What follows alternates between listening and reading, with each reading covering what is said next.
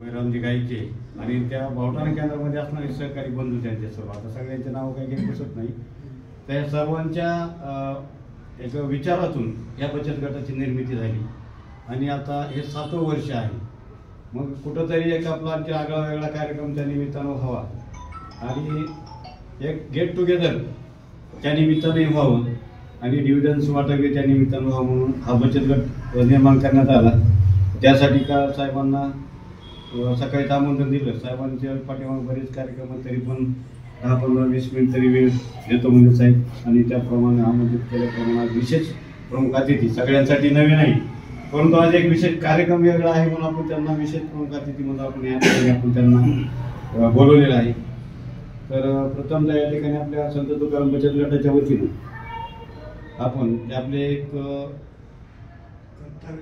कर्तव्य म्हणजे मार्गदर्शक आपले आदरणीय प्रेमस्थान आणि आदरणीय नेते म्हणून आपण त्यांच्याकडे पाहतो, असे आजच्या या कार्यक्रमाचे प्रमुख विशेष अतिथी म्हणून राजकिशोर मोदी साहेब यांचं मी आपल्या या बचत गटाचे जे मुख्य प्रवर्तक आणि अध्यक्ष आणि सचिव या तिघांना मी विनंती करतो की प्रथम त्यांच्या या ठिकाणी शाल व गुच्छ देऊन या ठिकाणी सत्कार करावा.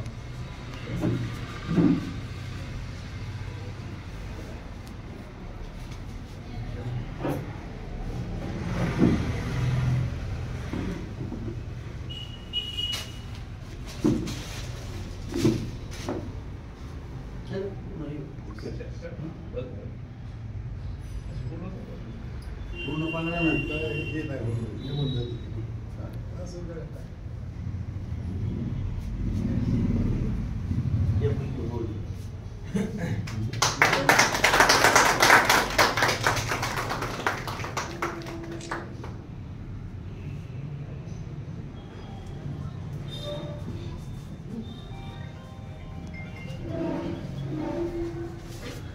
संत तुकाराम बचत गट एक आर्थिक युनिट आहे आणि त्याप्रमाणे आपण एक साहेबांचा आदर्श म्हणून एक छोटं आपलं एक युनिट याची कुठंतरी वाढ त्या माध्यमातून साहेबाच्या पावलावर पाऊल ठेवून आपण आणखीन याच्यातून काहीतरी एक आर्थिक युनिट उभं करावं आणि त्यासाठी आपल्याला साहेबांचे आशीर्वाद त्यासाठी आवश्यक आहेत. कारण साहेबांचा आर्थिक जर पाहिला आपण तर आपण अनेक जिल्ह्यामध्ये आपल्या साहेबांच्या म्हणजे आपल्या साहेबांच्या म्हणजे आपल्या ज्या काही बँका आज कार्यरत आहेत त्यामध्ये कर्मचारी आणि आपल्या बँकेचा अतिउत्तम चांगल्या प्रकारचा आणि विश्वासार्हता निर्माण झालेल्या आपल्या ज्या सर्व काही बँका आहेत तो आदर्श घेऊन आपल्याला एक नवीन कुठलं तरी युनिट या माध्यमातून करता यावं यासाठी आज आपल्याला त्यांना बोलवणं गरजेचं होतं.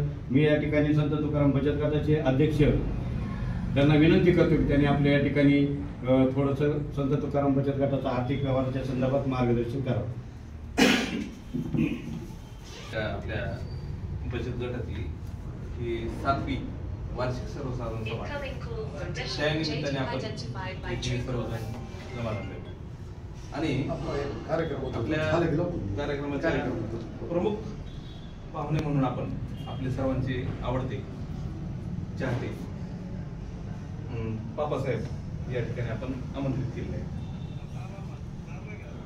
त्यांनी आपल्याला बहुमोल असे मार्गदर्शन करणार आहे आपल्या बचत गटाविषयी किंवा आर्थिक व्यवहाराविषयी कशा करावे कोणते करावे यासाठी आपण त्यांना आमंत्रित केले. तर आपला बचत गट हा 7 वर्षापूर्वी आपण स्थापन केला आहे कोरोनाच्या अगोदर 2018 साली. आपल्या बचत गटाचे भांडवल आज रोजी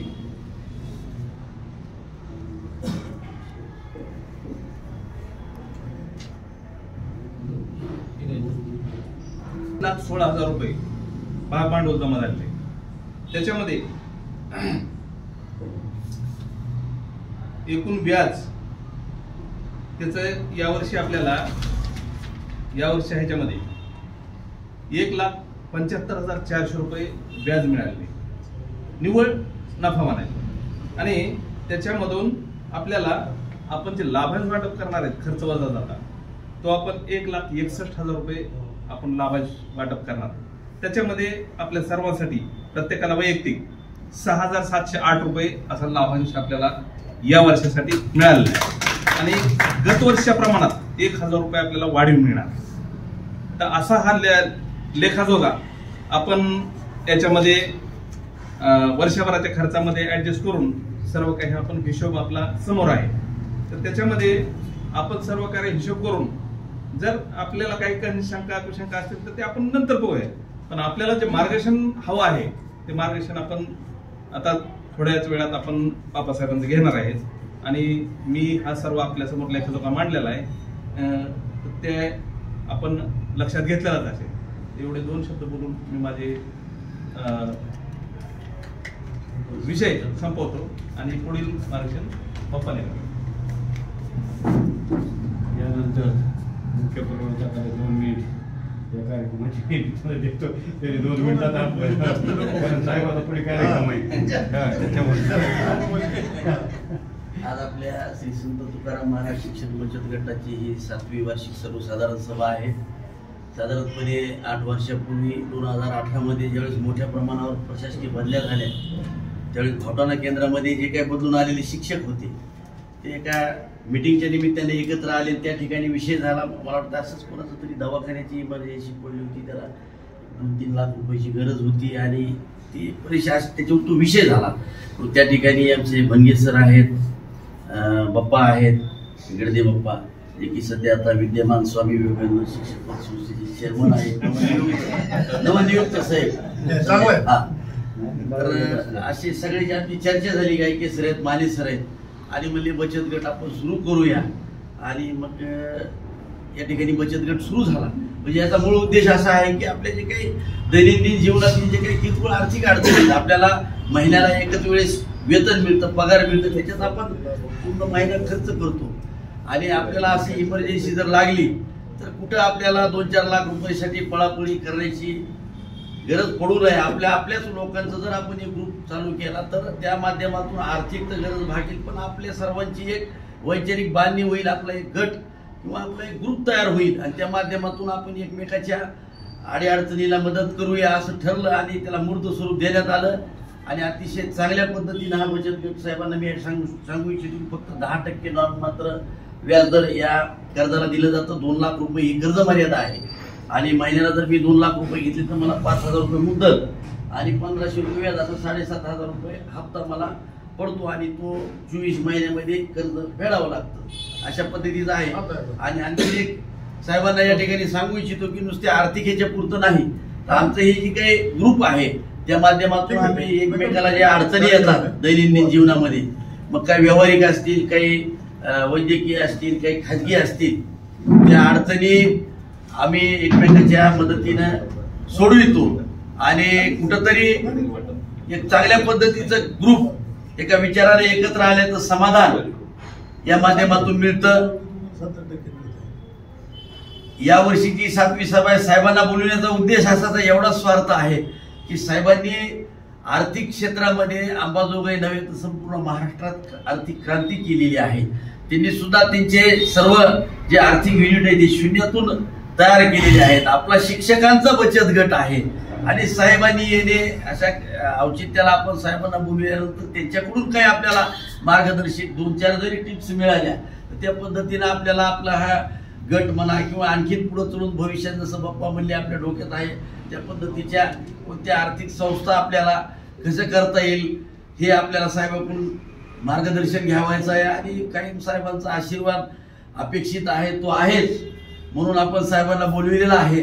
बाकी याच्या मागचा काही उद्देश नाहीये. साहेबांनी वेळ काढून या ठिकाणी कार्यक्रमाच्या धावपळीत उपस्थित झाले. आमचे अजून जवळपास 10 शिक्षक काही म्हणजे के राहणार या ठिकाणी राहतात, काही अडचणीमुळे येतील समजा ते, तर एक 40 लोकांची टीम आहे. ही पण परमनंट 27 सदस्य आहेत आणि सगळे अतिशय प्रॉम्प्ट, कोणाला फोन करायची गरज पडत नाही. ग्रुपवर हप्ता पडला की महिन्याला त्याचं ती ऑनलाईन पेमेंट करतात. अर्थवेल पतसंस्थेमध्ये आमचं खातं आहे, ते आम्हाला बँकेत खातं वर्ग करायचं आहे, बँकेला अटॅच करायचं आणि सगळा व्यवहार बँकेतूनच करायचा आहे. ते पण एक तुम्हाला या ठिकाणी बोलविण्यामागचा आमचा थोडासा स्वार्थ आहे. तर अशा पद्धतीने साहेब या ठिकाणी उपस्थित झाल्याबद्दल मी सर्वांच्या वतीने साहेबांचे सुरुवातीलाच आभार मानतो आणि पुढील सत्र बाप्पाकडे देतो. महत्वाचं सांगायचं म्हणजे या बचत गटामध्ये एखादा सभासद कमी होतो का, एवढी विश्वासार्हता निर्माण झाली की एखादा कमी होतो का आणि मला तिथं संधी मिळते का, तर तसे काही बदल पण झाले. कारण गेल्या वेळेस 2-3 सभासद कमी झाले आणि त्याच्यात नवीन सभासद ऑन दी स्पॉट ₹1,00,000 भरण्याची वेळ आली तरी ₹1,00,000 भरून त्याच्यामध्ये 2-3 सभासद नंतर कमी झालेल्यांची जागा भरून काढली. ₹1,00,000 शेअर भरायला सगळ्या या ठिकाणी विश्वासार्हता निर्माण झाल्यामुळे मागे पुढे पाहत नाही. तर मी साहेबांना विनंती करतो की त्यांनी त्यांचे संत तुकाराम बचत गटाची आज वार्षिक सभा. या सभेसाठी उपस्थित असलेले आमचे सहकारी मुख्य प्रवर्तक विजय रापतवार, बचत गटाचे अध्यक्ष ते आपले सहकारी आहेत माने सर, गायके सर, बाप्पा आहेत, भांडे सर आहेत, विवेकानंदचे चेअरमन गडदे सर आहेत. सगळ्यांचीच नावं घेऊ शकतो पण वेळ न घालवता आपण सर्व शिक्षक बंधूंनो, सर्वप्रथम मी स्वतःला भाग्यवान समजतो की तुम्ही जर पाहिलं असेल गेल्या 25-30 वर्षापासून तर माझा अधिकतर वेळ हा शिक्षकांमध्ये असतो. म्हणजे माझे मार्गदर्शक प्राध्यापक चव्हाण सर असतील, प्राध्यापक प्राचार्य थोरात सर असतील, गाठाळ सर असतील, बाबू सर असतील, दिनकर जोशी सर असतील, राजमाने सर, बिराजदार सर असतील, असे अनेक शिक्षक आहेत. आणि आता सध्या तुम्ही सुद्धा दररोज तुमची माझी किमान एकदा तरी त्याच्यापैकी निम्म्या लोकांची एकदा तरी भेट होते. मांडे सर असतील, रापतवार आहेत, ते सर्व आपण सहकारी.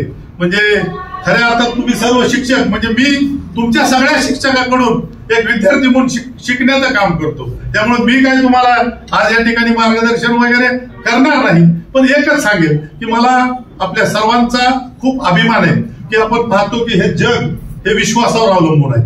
हे जग हे विश्वासावर चालतं आणि खऱ्या अर्थानं आज बचत गटाच्या माध्यमातून जसं रापतवारांनी सांगितलं, माने सरांनी सांगितलं की एखाद्या शिक्षकाला अचानक काहीतरी अडचण येते, एखादं दवाखान्याचं काम असतं, एखादं अनेक काय अडचणीचं काम असतं आणि त्यावेळेस एकदम ₹1,00,000-2,00,000 जर पाहिजे असतील तर खूप मोठी अडचण निर्माण होती.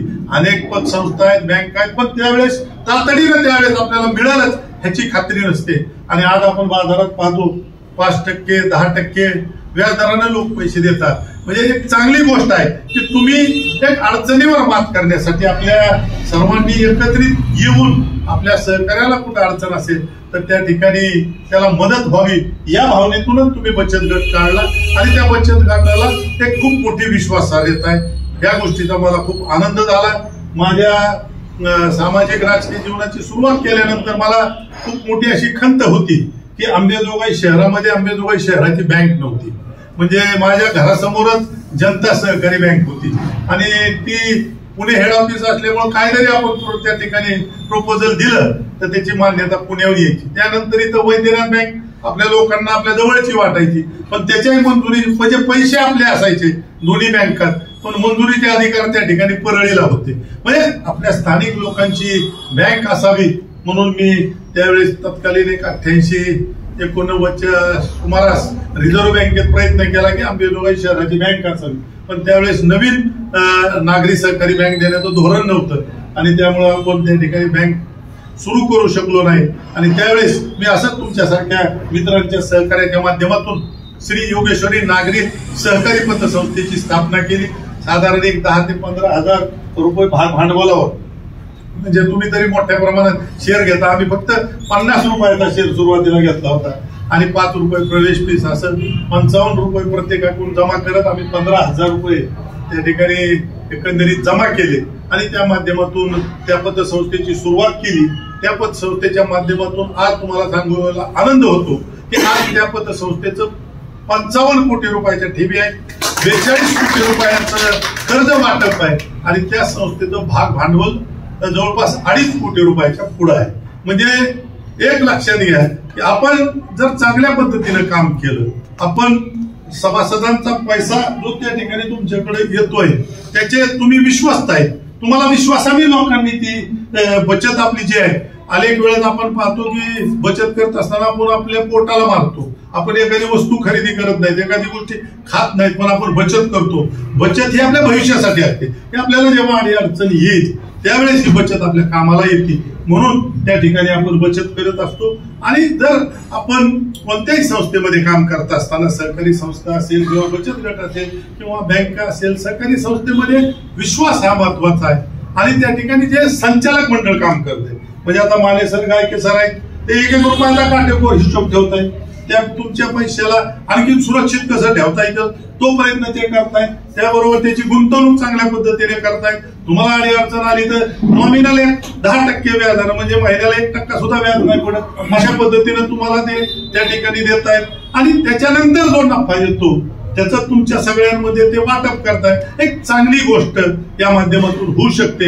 म्हणजे जर आपण एकत्रित आलो, संघटित झालो, सहकाराच्या माध्यमातून झालो, एकमेकांचं सहकारी म्हणून झालो, तर मला वाटतं एक चांगल्या पद्धतीचं यश मिळू शकतं. आज आपण पाहतो की अनेक शिक्षकांच्या पतसंस्था आहेत, शिक्षकांच्या बँका आहेत. आता परवा काही दिवसापूर्वी वार्षिक सभा चालू होती. तुम्ही सगळ्यांनी पाहिलं असेल की वार्षिक सभेत, शिक्षकांच्या वार्षिक सभेत मारामारी चालू होती. म्हणजे हे प्रकार शिक्षकाकडून अपेक्षित नाही. आणि विवेकानंद पतसंस्थेचा इतिहास तर आपल्या सगळ्यांना माहिती मिळते, काय त्याच्या खोलात जाणार नाही. पण चुकीच्या माणसाच्या हातात जर संस्था गेली, तुम्ही विश्वस्त म्हणून काम नाही करत असताल, तुम्ही मालक म्हणून जर काम करू लागलात, तर मला वाटतं ती संस्था मोडकळीस येण्याला वेळ नाही लागेल. आणि ज्यावेळेस आपल्या लोकांनी पोट मारून त्या ठिकाणी पैसे भरलेले असतात, ती बचत केलेली असते, ती जर धोक्यात आली तर त्याला त्या ठिकाणी अनेक वेळेस त्या गोष्टीमुळं त्याला मनस्ताप होतो, आत्महत्या करण्याची वेळ येते. आपण आपल्या जिल्ह्यातलं उदाहरण पाहिलं तर आपली जिल्हा बँक असेल, आपल्या तिथं आपण पाहिलेलं आहे की काय ती ज्ञानराधा संस्था आहे, राजस्थानी अशा अनेक पतसंस्था आहेत. म्हणजे एका बाजूला अशा अनेक सहकारी संस्था कुठेतरी अडचणीत आणण्याचं काम त्या ठिकाणी काम करणारं संचालक मंडळ करत आहे. आणि विशेष म्हणजे मला त्या गोष्टीचा आणखीन आनंद आहे की आमचीच एक पतसंस्था, मल्टीस्टेट असेल, बँक असेल, या सगळ्यांची वार्षिक सभा होती. आणि त्या वार्षिक सभेत आम्ही सभासद असो नसो सगळ्याला आवर्जून बोलवतो. वार्षिक सभा ही सुद्धा संचालक मंडळावर अंकुश ठेवण्याचं काम करते. त्याचं कारण असं आहे की संचालक मंडळाने वर्षभराचा जो लेखाजोखा त्या ठिकाणी मांडत असतात, त्यावेळेस जर त्यांनी कुठंतरी एक चुकीचा खर्च केलेला असेल, जास्तीचा खर्च केलेला असेल किंवा काही चुकीचं काम झालेलं असेल, तर त्या वार्षिक सभेच्या माध्यमातून या ठिकाणी सभासदांच्या निदर्शनास येऊ शकतं. त्यामुळं वार्षिक सभेला सुद्धा खूप मोठं महत्व आहे. तुम्ही ही सभा घेता ही चांगली गोष्ट आहे. आणि त्या सभेमध्ये सुद्धा सगळ्या सभासदांनी येणं गरजेचं आहे. कारण काय होतं की जर वार्षिक सभा असेल किंवा बाकी काय असेल, सभासद जर जागृत नसले तर मग त्या ठिकाणी अनेक प्रकारचे गैरप्रकार होण्याची शक्यता नाकारता येत नाही. आणि त्यामुळं एक अंकुश ठेवण्याचं काम वार्षिक सर्वसाधारण सभेच्या माध्यमातून होतं. आज तुम्हाला या ठिकाणी एक जागा भाड्यानं घेऊन या ठिकाणी वार्षिक सभा घ्यावी लागली आहे. मी तुम्हाला या ठिकाणी सांगू इच्छितो की पुढच्या वर्षीची वार्षिक सभा अंबेजोगाई सहकारी बँक आपली जी आहे ना, पीपल्स बँक, त्या पीपल्स बँकेच्या सभागृहात तुम्ही घ्या. सभागृहाचं काम आता चालू आहे. एक नवीन इमारतीत आपण ही बँक शिफ्ट करतोय, कारण आपल्या अंबेजोगाई पीपल्स बँकेच्या मुख्य शाखेमध्ये 42,000 खातेदार आहेत आणि खूप कमी जागा आता सध्या जिथं बँक चालते तिथे त्या ठिकाणी प्रशस्त जागा त्या ठिकाणी करून त्या ठिकाणी आपण मीटिंग हॉलही चांगला मोठ्या प्रमाणात त्या ठिकाणी करतोय. तर खरं तर इथं उपस्थित असलेले सगळे मला माझ्या परिवारातले वाटतात. त्याचं कारण आहे की दिवसातून तुमची भेट होती, या शहरात आपण राहतो, एकमेकाच्या सुखादुखात अडीअडचणीत आपण येत असतो. आणि त्यामुळं आपल्या परिवाराच्या बचत गटाच्या या सभेला उपस्थित राहण्यासाठी मला खूप आनंद झाला. आणि तुम्ही चांगल्या पद्धतीने काम करतायत त्याबद्दल मी आपल्या सगळ्यांचं म्हणजे विशेषतः या विश्वासांत जे अध्यक्ष सचिव आहेत त्यांचं अभिनंदन करतो. आणि अधिक चांगल्या पद्धतीचं काम तुम्ही या ठिकाणी केलं. मला वाटतं की या बचत गटाच्या माध्यमातून एखादा उद्योग म्हणजे रामपतवार मला मागे सांगत होते, त्यांनी काय एक बचत गट आहे, त्यांचा मोठा बचत गट आहे, त्याच्यातून गिरगाईचा त्यांनी प्रकल्प सुरू केलेला. पण काय कोणताही प्रकल्प सुरू करीत असताना त्याच्यातली वाजलिटी कशी आहे, तो कसा सक्सेस होईल, तुम्ही वेळ देऊ शकत नाही, त्या वेळ न देता सुद्धा कसा सक्सेस होईल, अशा पद्धतीचं बघून आपण एखादा चांगला प्रकल्प तुम्ही निवडा. त्या प्रकल्पाला जे काही सहकार्य लागेल, आर्थिक लागेल, राजकीय लागेल, सामाजिक लागेल, ते सर्व सहकार्य तुम्हाला नक्कीच मी तुमचा एक सहकारी म्हणून करेन. एवढंच या ठिकाणी सांगतो. बोलण्यासारखं खूप आहे, पण त्याच्यावर न बोलता एकच सांगतो की कोणतीही बचत गट असेल, सहकारी संस्था असेल, पतसंस्था असेल, बँक असेल, ही विश्वासावर चालते. आणि तो विश्वास जपण्याचं काम त्या ठिकाणी संचालक मंडळाने केलं पाहिजे. त्यांनी विश्वस्त म्हणून जर काम केलं तर मला वाटतं संस्था यशस्वी झाल्याशिवाय राहत नाही, नफ्यामध्ये आल्याशिवाय राहत नाही.